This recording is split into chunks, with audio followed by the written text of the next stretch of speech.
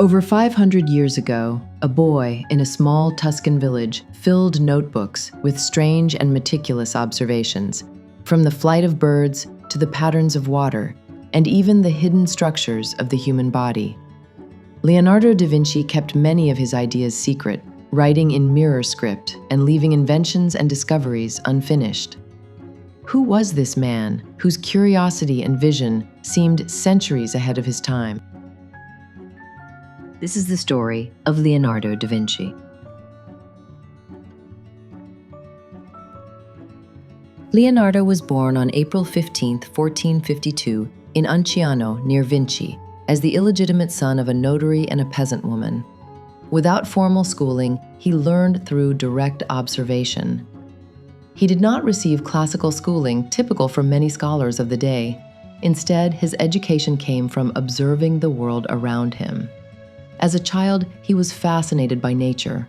He watched water swirling around rocks, studied birds gliding through the sky, and collected fossils from the hills around Vinci. From these fossils, he correctly deduced that the region had once been covered by the sea, an insight far ahead of his time.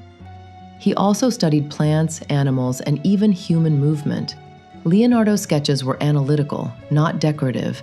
He sought patterns, relationships, and principles behind natural phenomena.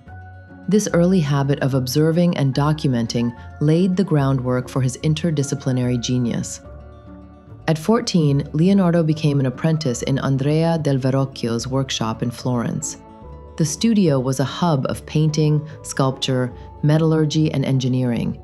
Apprentices learned diverse skills: metal casting, mixing pigments, sculpture, and designing theatrical machinery.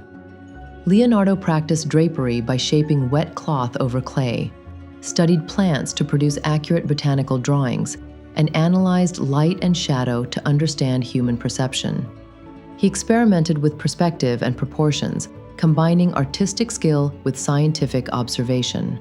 His contribution to the baptism of Christ, painting one of the angels, demonstrated exceptional realism. Reportedly, this convinced Verrocchio to give up painting. By 1472, Leonardo joined the Florentine Painters Guild, yet he continued exploring multiple disciplines, from anatomy to mechanical systems, creating the foundation for his lifelong curiosity. In the 1480s, Leonardo conducted systematic studies of human anatomy at the Hospital of Santa Maria Nuova. He dissected cadavers to understand skeletal structures, muscles, organ systems, and the mechanics of movement. He documented the spine's natural curves, the heart's chambers and valves, the asymmetry of the jaw, and the mechanics of the eye. He built glass models to simulate blood flow and jaw motion. Leonardo correctly described the S-shaped curve of the aorta and vortices in the heart, centuries before modern confirmation. Though he never published a complete anatomy book, his notebooks contain over 240 detailed anatomical drawings. Many of these records remained unique in Europe for hundreds of years, unmatched in precision and scientific insight. Leonardo's notebooks contain designs for hundreds of mechanical devices. He applied anatomical analysis techniques to machines, breaking systems into components and understanding forces and motion. Key inventions include bird-inspired flying machines, the aerial screw, a precursor to the helicopter, a mechanical knight capable of sitting, moving arms, and raising a visor, armored vehicles and advanced gear systems, bridges, canals, and devices to control water flow.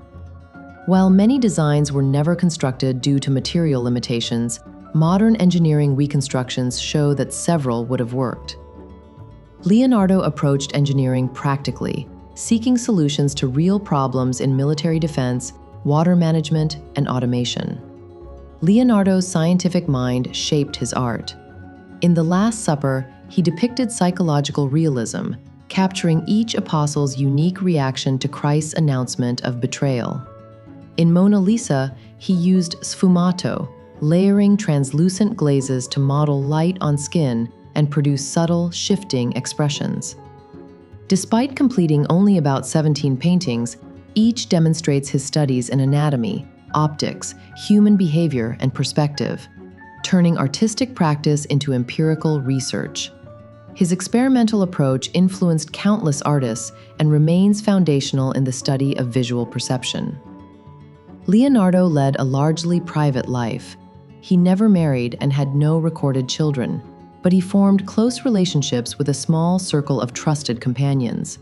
Most famously, he took on a young apprentice named Gian Giacomo Caprotti, known as Salai, who lived with him for over 2 decades.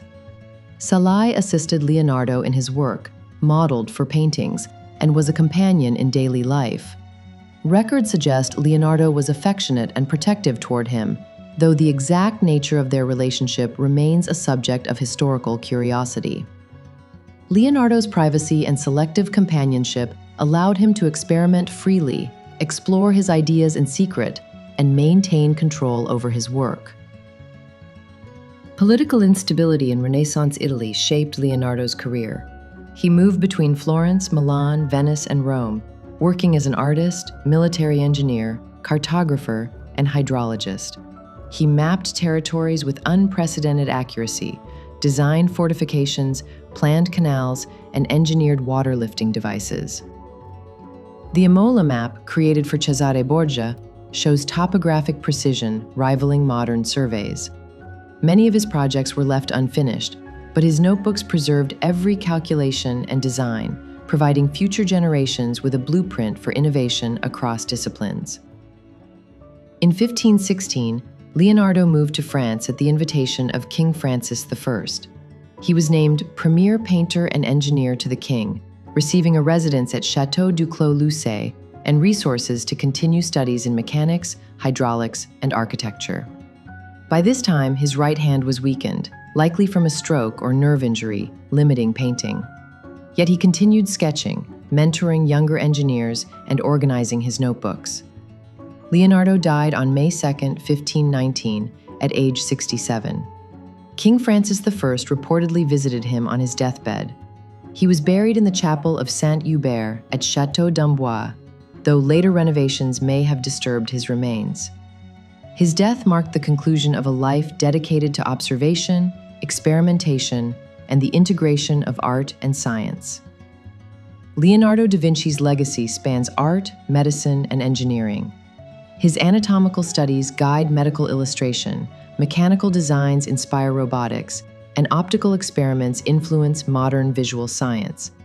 He achieved this not through innate genius alone, but through disciplined observation, systematic documentation, and the integration of multiple fields.